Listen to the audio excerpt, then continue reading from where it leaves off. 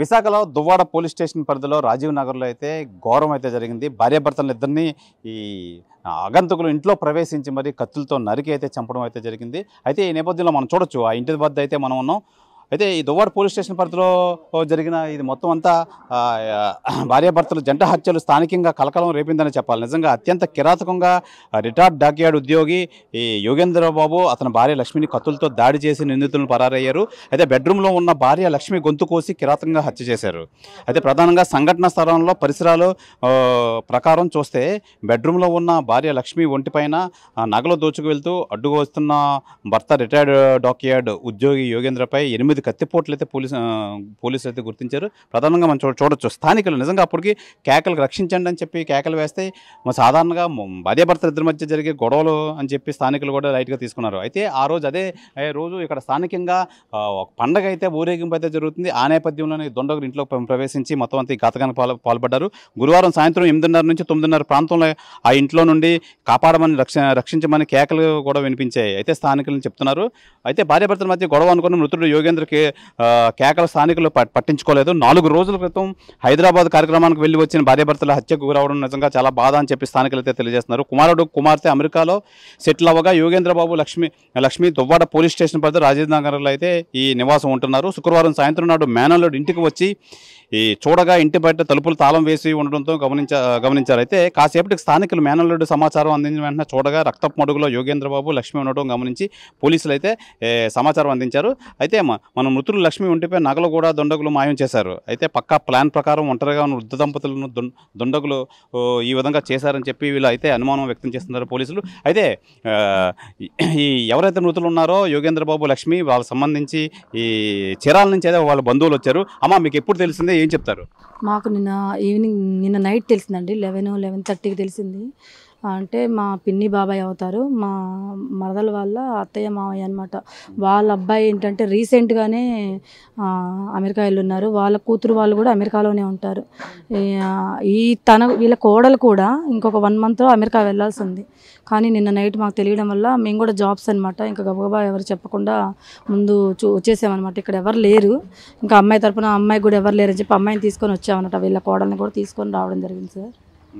అంతే సార్. ఇప్పుడు post mortem నిమిత్తం కేజీహెచ్కి అయితే బాడీలు అయితే కేజీహెచ్లో ఉన్నాయి. కూతురు కొడుకు వచ్చిన తర్వాత పిఎం స్టార్ట్ చేస్తారా ఏ మేడం? అది చెప్తున్నారు సార్. అంటే మామూలుగా అయితే ఏంటంటే ఇంక్వెస్ట్ జరుగుద్ది సార్. ఇంక్వెస్ట్ జరిగిన తర్వాత అంటే నేను డిపార్ట్మెంటే, ఇంక్వెస్ట్ జరిగిన తర్వాత మనకి బాడీస్ని అప్పగిస్తారు మామూలు డెత్లు అయితే, ఏదైనా యాక్సిడెంట్లు అట్లా అయితే. కానీ ఇది మర్డర్ కాబట్టి ఏంటంటే అనుమానాస్పదాలు ఉంటాయి కాబట్టి ఆఫీసర్లు వచ్చి వాళ్ళు ఏ నిర్ణయం తీసుకుంటారో దాన్ని బట్టి, అది కాక వీళ్ళ డాటర్ అండ్ సన్ ఏంటంటే రేపు మధ్యాహ్నం 11-12 లోపు వస్తారు. వాళ్ళు వచ్చిన తర్వాత అప్పచెప్తారని చెప్పి తెలుస్తుంది సార్. మాకు అడిగాము, ఆ మాట అంటున్నారు. ఇంకా పూర్తిగా తెలియలేదు సార్. ఇంకా మాకు పోలీసులు ఇప్పుడు మొత్తం అంతా ఇంట్రాగేషన్ అయితే స్టార్ట్ చేస్తారా? వాళ్ళు అంటే బృందాలుగా పంపించారని చెప్పి మాకు అయితే ఇన్ఫర్మేషన్ అయితే ఉంది. మీకు ఏం చెప్పారు? మాకు కూడా అదే అన్నారు సార్. మాకు కూడా మేమైతే పేపర్లో చదివాం సార్, మేము కూడా న్యూస్లో చూసే వచ్చాం సార్. ఇక్కడికి బృందాలుగా అయితే గాలిస్తున్నాము అనుమానితులని చెప్పి అంటున్నారు సార్. అది మొన్న నైట్ జరిగినట్టు అనుమానిస్తున్నారు సార్. అంటే నిన్న రాత్రి కాదు, నేను నిన్న జరిగింది అనుకున్నా, కానీ ఇది మొన్న జరిగినట్టు ఇదిగా ఉంది సార్. మేము మొత్తం ఇంట్లోకి వెళ్ళి చూసాము, చాలా దారుణంగా ఉంది సార్. అంటే అసలు వీళ్ళు ఎలా అంటే వీళ్ళు అరణ్యంలో ఉంటున్నారా లేకపోతే ఇళ్ళ మధ్యలో ఉంటున్నారా అనేది కూడా మాకు అర్థం కాని పరిస్థితి సార్. వాస్తవంగా నేను వెళ్ళి చూశాను లోపలికి. అంటే మామూలుగా అయితే ఎవరు వెళ్ళలేరు, అంత రక్తం మరకలు, మొత్తం ఇల్లంతా రక్తం మరకలే సార్. సరే నేను ఏంటంటే మేము అలా డిపార్ట్మెంట్ కాబట్టి ఒకసారి చూద్దామని చెప్పి లోపలికి వెళ్ళాను. ఎక్కడ కూడా ఖాళీ ప్లేస్ లేదు, మొత్తం ఇల్లంతా రక్తం మరకలే. అంత పెనుగులాడుతున్నా కూడా ఇళ్ళ పక్కన వాళ్ళకి తెలియకుండా ఎలా ఉంది, అది కూడా మిడ్నైట్ కూడా జరిగిందని తెలుస్తుంది సార్ మాకు. అంతే సార్. ఏమవుతారు మీకు మృతులు ఇద్దరు? ఏమవుతారు? నేను వాళ్ళకి కూతురు వరుస అవుతాను సార్. అంటే వాళ్ళ కోడలు వాళ్ళ వదిన అవుతాను సార్, అన్నయ్య భార్యని. ఇప్పుడు ఇక్కడే ఉన్నారండి? వచ్చున్నారు సార్. వస్తుంది, తను పడిపోయింది, తీసుకొస్తున్నాం. అంటే వాళ్ళ కొడుకు కూతురు రావాలంటున్నారు సార్. వాళ్ళు రేపు మార్నింగ్ 11-11:30 టైంకి వస్తారంట సార్ వాళ్ళు. ఇంకా అదైతే పూర్తిగా తెలియదు సార్, మాకు తెలియదు సార్. అయితే ఈ దుండగులు ఈ ఘాతకానికి పాల్పడింది దగ్గర 3-4 ఉండొచ్చని చెప్పి అనుమానం వ్యక్తం చేస్తున్నారు. ఇదే ఇల్లు మనం ఎక్కడైతే ఉన్నామో ఇదే ఇంట్లో అయితే మొత్తం మీద ఈ ఈ దుర్ఘటన అయితే జరిగింది. అయితే ప్రధానంగా మనం చూసుకోవచ్చు, నిజంగా ఒక వృద్ధ దంపతుల మీద ఈ ఇల్లు అన్నీ రాజేంద్ర నగర్లో ఇల్లు అన్నీ పక్క పక్కన ఉండడం, అది కూడా ఎవరికి రక్షించండి రక్షించండి అని చెప్పి కేకలు యోగేంద్ర బాబు గారు కేకలు వేసినా ఎవరు పట్టించుకోకపోవడం అనేది గమనార్హం. అయితే భార్యాభర్త సహజంగా భార్యాభర్తలు ఇంట్లో తగువులు ఆడుకుంటారు, ఆ నేపథ్యంలో కేకలు వేసుకున్నారని చెప్పి అనుకున్నారు. కానీ అసలు ఇంత ఈ బయట నుంచి వచ్చి దుండగులు ఎంత దారుణంగా కత్తిలతో పొడిచి చంపిన నేపథ్యంలో అయితే ఇది ఎవరికీ తెలియదు. అయితే ఎవరైతే మృతులు యోగేంద్ర బాబు మేనల్లుడు ఎవరైతే ఉన్నారో ఆ మేనల్లుడు 10th క్లాస్ రిజల్ట్ వచ్చింది. దాని నేపథ్యంలో స్వీట్స్ ఇద్దామని చెప్పి రావడంతో తలుపు తాళం అయితే వేసి ఉంది. అయితే దుర్వాసన రావడంతో స్థానికులు హెల్ప్ తీసుకొని స్థానికులతో కూడా వస్తే మొత్తం కిటికీలోంచి చూస్తే ఈ రక్త పొడుగులు ఇద్దరు భార్యాభర్తలు ఎదురు పడి ఉన్నారు. ఆ రక్తం అంతా మొత్తం ఇల్లంతా ఏర్పడింది. ఆ నేపథ్యంలో వెంటనే ఈ స్థానికులు ఎవరైతే మేనల్లు ఉన్నారో యోగేంద్ర బాబు మేనల్లు మొత్తం అంతా పోలీసులు సమాచారం 100 డైల్ చేసి పోలీసులు సమాచారం అయితే ఇవ్వడంతో పోలీసులు వచ్చి కట్టర్తో మొత్తం ఇల్లు తాళాలు పగలగొట్టి అయితే వెళ్ళారు. అయితే దుండగులు చేసింది ఏంటంటే మొత్తం దుశ్చర్యకు పాల్పడి వాళ్ళని కత్తులతో చంపి ఏదైతే వంటగదిలో షింక్ అయితే ఉందో షింక్లోనే ఆ కత్తులు కడుక్కొని తీసుకెళ్ళడం అయితే జరిగింది.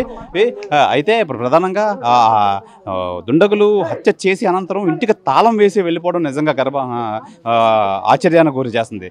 అయితే పోలీసులు సమాచారం రావడంతో 100 డైల్ చేయడంతో పోలీసులు ఘటనా స్థలాన్ని చేరుకొని కట్టర్తో అయితే ఆ ఇల్లు తాళాలు అవి కట్ చేసి లోపల ప్రవేశించి చూడడంతో మొత్తం రక్తం మడుగులో ఇద్దరు యోగేంద్ర బాబు అలాగే లక్ష్మి అయితే పడి ఉన్నారు, విగత జీవులుగా పడి ఉన్నారు. ఏదేమైనా ఎంతమంది పాల్పడ్డారు అసలు ఏంటని చెప్పి పోలీసులు అయితే 8 బృందాలుగా విడిపోయి వాళ్ళని గాలించే ప్రక్రియ అయితే చేపడుతున్నారు. ఏదేమైనా ఇది చాలా గౌరవం, పక్కపక్కన ఇళ్ళలో ఉన్న ఈ గౌరవం జరగడం అనేది చాలా ఎవరికి తెలియపడం అనేది నిజంగా ఆశ్చర్యానికి గురి చేస్తుంది. ఏదేమైనా నిందితులను వెంటనే పట్టుకోవాలని చెప్పి మృతుల బంధువులు అయితే ఆరోపిస్తున్నారు. అయితే మృతులు ఇద్దరు భార్యాభర్తలు ఇద్దరు సంబంధించి వాళ్ళ కూతురు కొడుకు యుఎస్లో అయితే ఉన్నారు. యుఎస్ నుంచి రాగానే వీళ్ళు ఇంక్వెస్ట్ కార్యక్రమం అయితే మొదలు పెడతారు. అంతవరకు ఈ పోలీసులు అయితే దర్యాప్తు అయితే చేస్తున్నారు. అసలు ఎవరు వచ్చారు. మృతుడు యోగేంద్ర బాబు బైక్ కూడా అంటే బైక్ సంబంధించి స్కూటీకి సంబంధించి అది కూడా కనబట్టలేదు. దుండగులు హత్యానంతరం తాళం వేసి ఆ స్కూటర్ పట్టుకొని వెళ్ళిపోయారా లేదా ఏంటని చెప్పి ఆ కోణంలో అయితే పోలీసు అయితే దర్యాప్తు చేస్తున్నారు. ఇది ఈ వృద్ధ దంపతులు హత్యా ఉదంతంపై వివరాలు. కెమెరామెన్ మూర్తితో Sivaramakrishna TV, Visakha Duvvada police station పరిధి రాజేంద్ర నగర్ నుంచి. మరిన్ని వీడియోస్ కోసం ఛానల్ ని సబ్స్క్రైబ్ చేయండి. లేటెస్ట్ అప్డేట్స్ కోసం వాట్సాప్ ఛానల్ ని ఫాలో అవ్వండి. ఆ లింక్ డిస్క్రిప్షన్ లో ఉంది.